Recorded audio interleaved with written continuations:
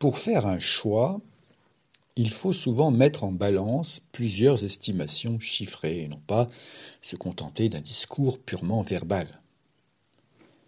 Supposons que je sois jeune et que je me demande s'il est de mon intérêt égoïste de me faire vacciner contre la Covid. Pour simplifier, je peux comparer les risques de mourir des effets secondaires du vaccin d'une part et de ceux du virus, de la maladie donc, d'autre part.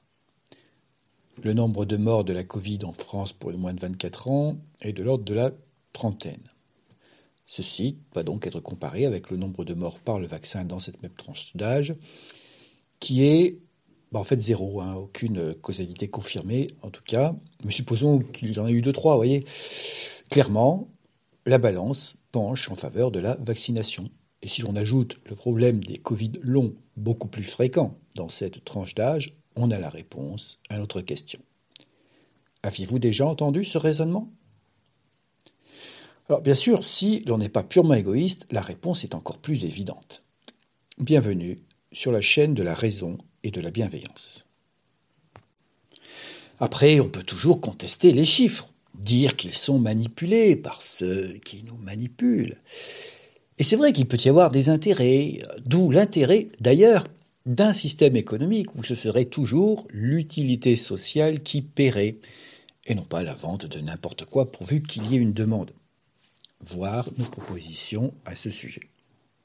Après, en attendant, on peut toujours suspecter effectivement le producteur d'un bien de fourberie, mais cette suspicion est à tempérer par l'importance des contrôles et des sanctions existantes. Toute suspicion, tout doute doit être tempéré. Douter ne suffit pas. Il faut bien se faire un avis pour décider. Et vu que la certitude absolue est une vue de l'esprit, il faut estimer des probabilités.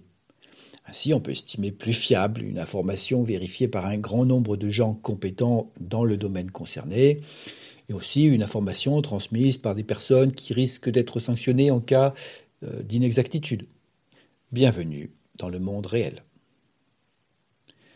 Nous allons nous pencher aujourd'hui sur le problème suivant. La vaccination obligatoire et le pass sanitaire sont-ils souhaitables ? Il se trouve que je suis pour un maximum de liberté. Cependant, les arguments que l'on entend habituellement contre ces mesures me semblent incorrects. D'où l'idée d'une petite explication, histoire d'élever un peu le débat. En toute modestie, bien sûr, je peux toujours dire des bêtises, et n'hésitez pas à me corriger dans les commentaires, ça s'appelle le dialogue. Je ne vais pas m'étendre sur l'idiotie consistant à juste invoquer une entrave à la liberté dès qu'on nous interdit quelque chose. Il suffit de constater que les tueurs et autres violeurs pourraient tout autant invoquer cet argument. D'où il ressort que l'invocation de cette valeur, qu'est la liberté, n'est valable que pour les comportements qui ne nuisent pas à autrui, plus qu'à moi-même en tout cas. Ainsi, l'obligation de passer un permis pour pouvoir conduire certains véhicules peut être considérée comme une entrave acceptable à la liberté car elle réduit la mortalité sur les routes. Et donc, vous voyez où je veux en venir, à l'obligation vaccinale comme un moyen de réduire la mortalité et la souffrance dues à certaines maladies. Bien sûr, cela ne suffit pas à la justifier. Ce ne peut être le cas que si l'on ne dispose pas d'autres moyens de réduire la dite mortalité, qui ne soient pas trop coûteux.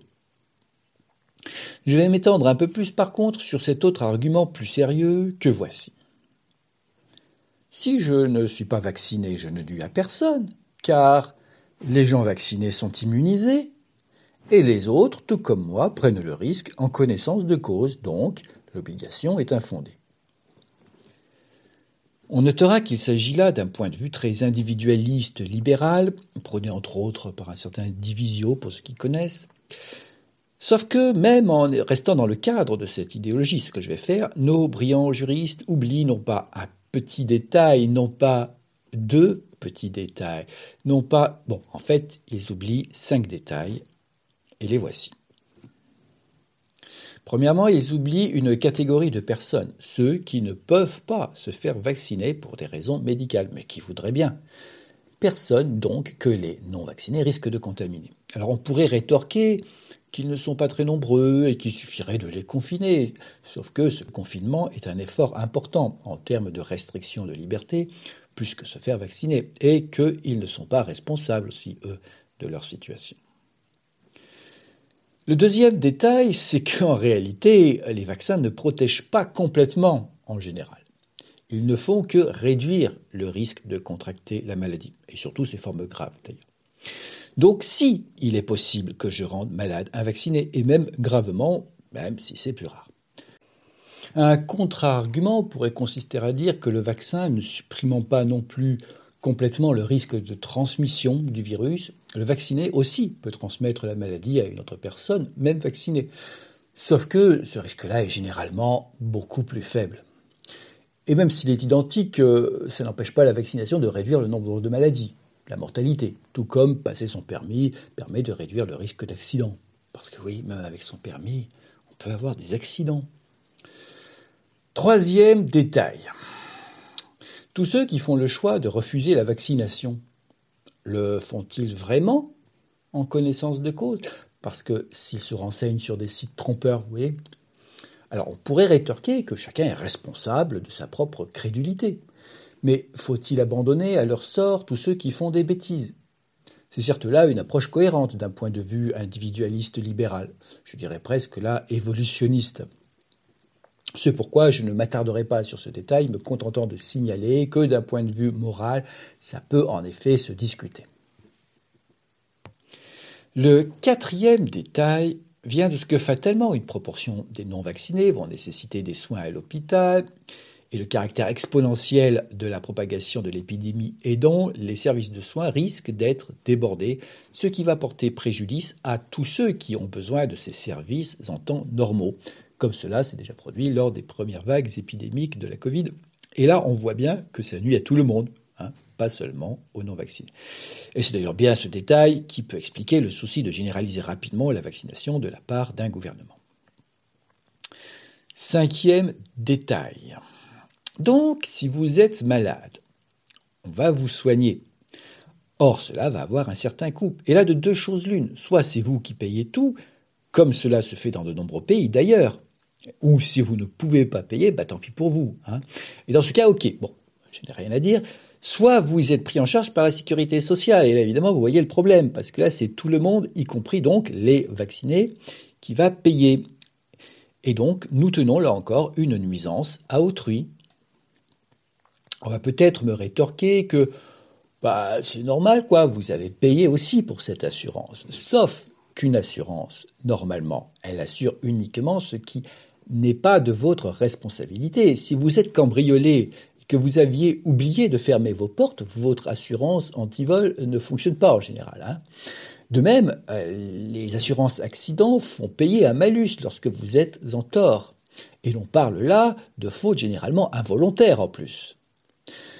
D'où l'idée suivante, demander aux non-vaccinés de payer une sorte de malus correspondant au surcoût que leur comportement induit en termes de dépenses de santé. Alors on me fera sans doute remarquer qu'à ce compte-là, il faudrait prélever aussi un malus sanitaire pour d'autres comportements, comme par exemple le tabagisme, sauf que justement, d'une certaine façon, les lourdes taxes que l'État prélève sur les cigarettes ne sont pas loin de correspondre à cela, voyez. Et de même, pour certains sports dangereux, vous devez souscrire une assurance obligatoire qui va prendre en charge, là encore, les risques inhérents à votre pratique. Il s'agirait donc de demander une sorte de cotisation mensuelle supplémentaire aux non-vaccinés volontaires, correspondant précisément à ce surcoût. Parfaitement calculable, les assureurs font ça très bien.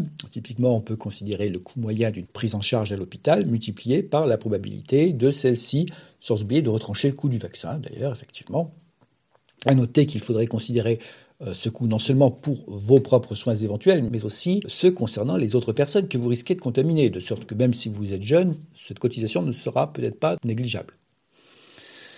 Cette solution, tout comme celle consistant à faire payer les soins, ce qui est un peu plus brutal, disons, me semble devoir contenter, en tout cas, un individualiste cohérent.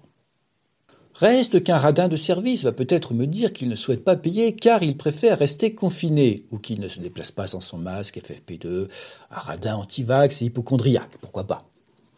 Et c'est vrai qu'idéalement, il faudrait tenir compte aussi de cela, mais ça pose un problème pratique. Ça impliquerait un niveau de surveillance tout de même assez important, ce qui a un coût. Bon, si certains sont prêts à accepter un bracelet électronique pour attester qu'ils restent chez eux, pourquoi pas? Donc voilà pour ma réfutation, en tout cas en 5 points, de cette objection à la vaccination obligatoire. Maintenant, faut-il rendre la vaccination obligatoire? La solution individualiste que l'on vient de voir, consistant à laisser chacun libre de ses choix, tout en payant pour leurs conséquences, pose tout de même un problème. On parle d'un risque non négligeable de mort et de souffrance importante ici. Tout peut-il s'acheter? À côté de ce point de vue se tient l'approche, si vous voulez, entre guillemets, communiste, consistant à se centrer sur le bien commun. Or, il y a un fort intérêt collectif à éliminer une épidémie, ce qui est possible en ramenant le taux de transmission de la maladie en dessous de 1, car en dessus, le nombre de malades croît de façon exponentielle et au-dessous, il décroît de façon exponentielle. Et ça, c'est pas un résultat que chacun peut mettre en œuvre de son côté, vous voyez. C'est comme l'écologie aussi, enfin bon, passons. Mais c'est vrai aussi qu'il y a quelque chose de violent dans une vaccination obligatoire, qui vient du fait que ça consiste à injecter une substance dans le corps des gens, d'où une certaine réticence, certes pas toujours très rationnelle, mais bien réelle. Donc, toute solution plus libérale, laissant plus de choix, est à considérer. Mais cela est-il possible, sachant que le but est tout de même d'empêcher une épidémie? Or, manifestement, oui, c'est possible. On peut laisser le choix à chacun entre la vaccination et une distanciation sociale suffisamment efficace, confinement, port du masque, etc. On voit qu'ainsi, chacun a plus de choix. Ni la vaccination, ni la distanciation sociale ne lui seraient imposées. Il peut choisir entre les deux. C'est plus libéral que l'obligation vaccinale pour tout le monde ou la distanciation sociale, donc pour tout le monde. Mais la chose devant évidemment pouvoir être contrôlée, il faut avoir un moyen de savoir rapidement qui est vacciné et qui ne l'est pas. On pourrait, par exemple, attribuer aux vaccinés, mais aussi aux personnes pouvant attester autrement d'ailleurs de leur moindre contagiosité, une sorte de passe. Oui. Alors, dénoncer une discrimination serait ici invalide. La discrimination est un problème lorsqu'elle découle d'un rejet d'une partie de la population, pas lorsqu'elle est un moyen de permettre plus de liberté à chacun, voire de sauver des vies, comme ici. Il faut raisonner par causalité, pas par amalgame. Ne pas réagir à une chose sous le seul prétexte qu'elle présente des points communs avec une autre. Il faut préalablement vérifier que ces points communs trahissent une causalité commune. Après, la présentation des choses est importante. Ainsi, plutôt que parler tout de suite répression, pourquoi ne pas mettre l'accent sur l'explication? Le problème de l'obligation est qu'elle induit un sentiment de contrainte. Mais si la personne comprend par elle-même l'intérêt de la chose, de fait, pour elle, il n'y a plus obligation. Et notez bien qu'il n'y a là aucune manipulation, tant que l'on présente des faits réels et des explications logiques. Ainsi, le président de la République française aurait pu s'y prendre un peu mieux en introduisant le pass sanitaire, comme je viens de le faire, plutôt que comme un moyen de faire pression. À noter toutefois que dans ma version, on devrait autoriser les non-vaccinés à accéder au cinéma, par exemple, s'ils portent un masque. Vous voyez, c'est juste pour les restaurants. Que bon, là, évidemment, le masque, c'est plus compliqué. Mais bon, c'est vrai que la solution du masque est plus coûteuse en surveillance, car il ne suffirait pas de ne contrôler que les entrées. Vous voyez. D'où peut-être le choix de ne pas autoriser cette solution. Mais encore faudrait-il l'expliquer.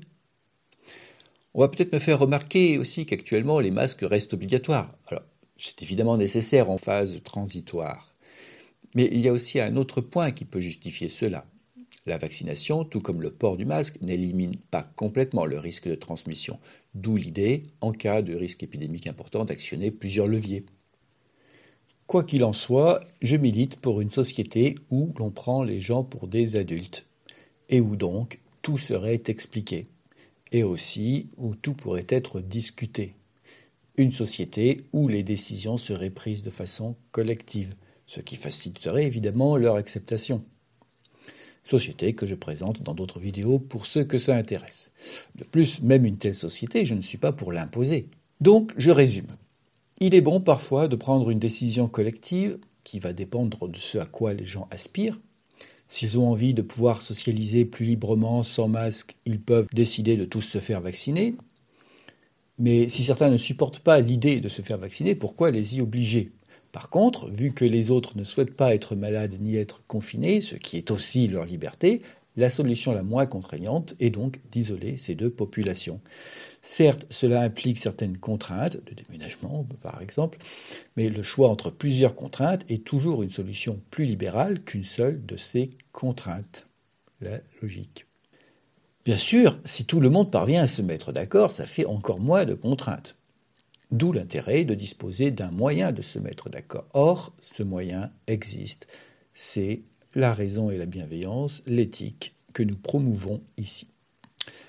On peut d'ailleurs y voir une sorte de vaccin contre la connerie, et si vous pensez que celui-ci peut être utile, n'hésitez pas à le diffuser. Il n'y a pas, à ma connaissance, d'effets secondaires à craindre.